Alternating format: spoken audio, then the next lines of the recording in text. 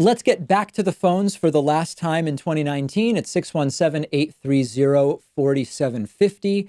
Why don't we go to, I don't know. Let's go to our caller from the 336 area code. Who's calling today from 336? Hi, David. This is Dylan from North Carolina. Hey, Dylan, what's going on? Oh, I'm doing pretty well. I was just thinking long-term policy, with this whole Kavanaugh situation, the Supreme Court being as it is, I'm really concerned as to what kind of new things will come down the pipeline. And I'm wondering if maybe Democrats, I don't want to say should give up on some issues, but maybe a lost cause. I want us to talk about specifically gun control. Hmm.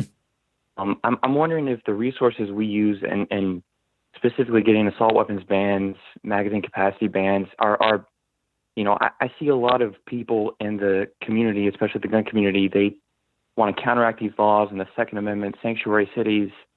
I guess my question to you is should we not focus more on women's rights, gay rights, stuff like that, and whether or not any legislation we get in, I mean, what are the chances of it being able to be held up, especially with the Washington, D.C. ban being overturned? No, I think that, so a couple things. Number one, we should be fighting for everything all the time because they can't stop everything, first and foremost. That's just a reality that we have to understand. Number two, remember, the Supreme Court does not hear every case.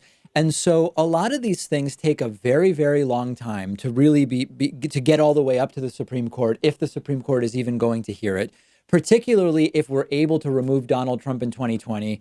We'll have a Democratic House. Even with a Republican Senate, there are still things that can be done. There are things that can be done at the state level.